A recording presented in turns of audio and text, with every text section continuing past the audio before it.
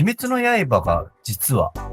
能楽で舞台化されるというニュースがありまして、祭道風とはい。力道風っていうのが、要するに目に見えない存在、例えば恐ろしいもの、それとも自分に味方してくれるもの。鬼といっても般若の表をつけるのは確かに鬼にはなってますけど、怨霊っていう存在なので、日常生活で言うと、仕事の鬼と殺人鬼。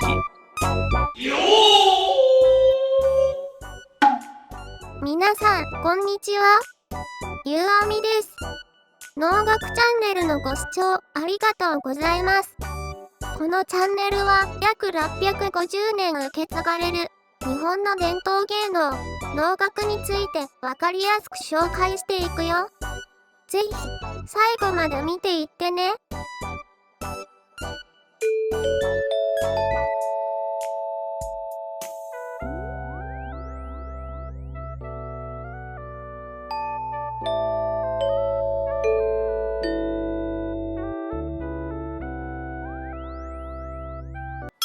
今日は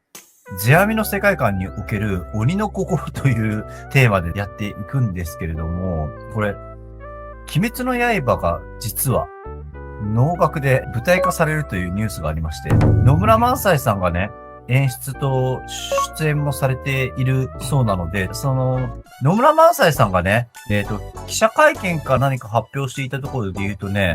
能はなぜ人間が鬼になったか、そしてその鬼の魂を鎮めるということに特化した芸能であると。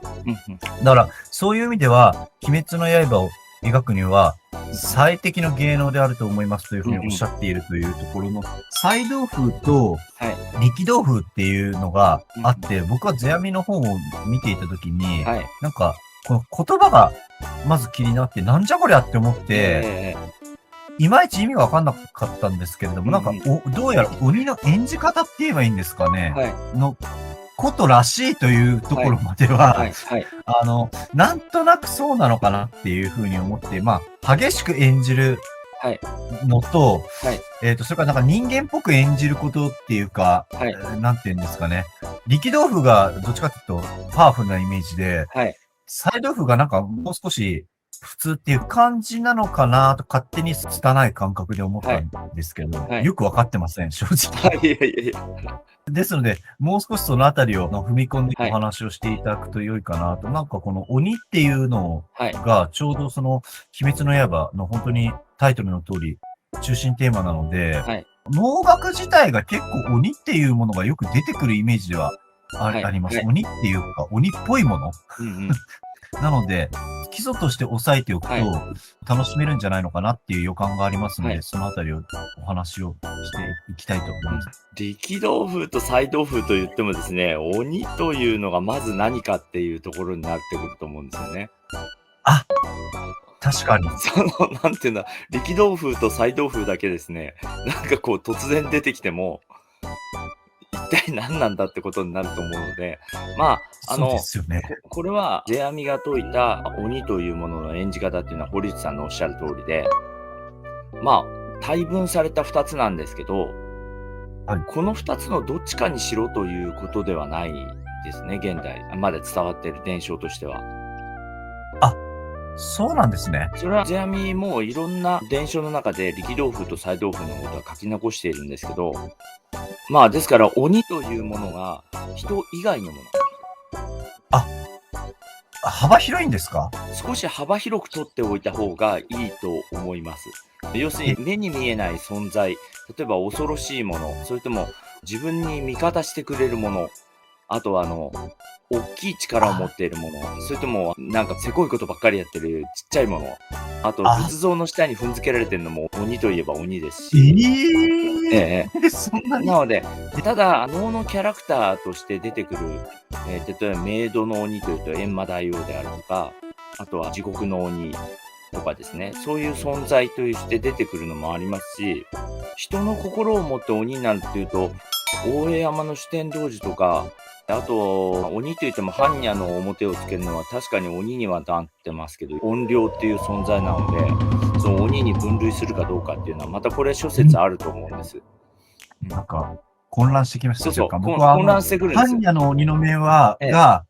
鬼かと思ってました。イコール。そうそれをそうそうそう。鬼って言ってたのかそう。そうすると、この菜豆腐、力豆腐の中にはそれは入ってないわけですな。なんと。よ。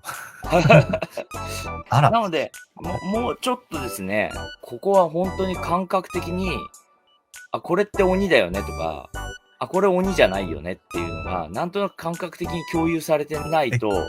へえ、はい。じゃあ、例えば、はい。鬼って言うともう固定化して僕、鬼って角と牙とか、なんかグリっていう目なんですけど、はいもう少し例えばうん、ハリウッド映画のクリーチャーっていろいろ幅広く入るじゃないですか。はいはいはいあとは、ヴィランって呼ばれるものっええて、ええなんか悪役全体、でも悪役とは限んないなって思ったんですけど、なんかそういうモンスターとかっていう言い方もありますけど、はい。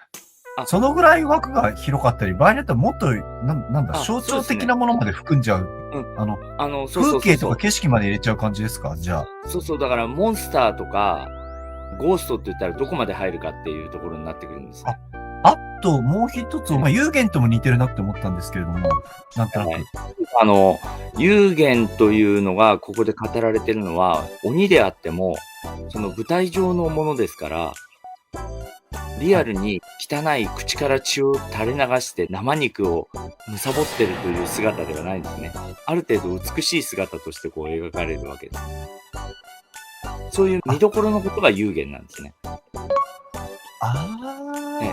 例えば、鬼滅の刃にしても、それぞれの、はい。醜い姿といっても、なんかそれなりのキャラクターグッズが出るぐらいの、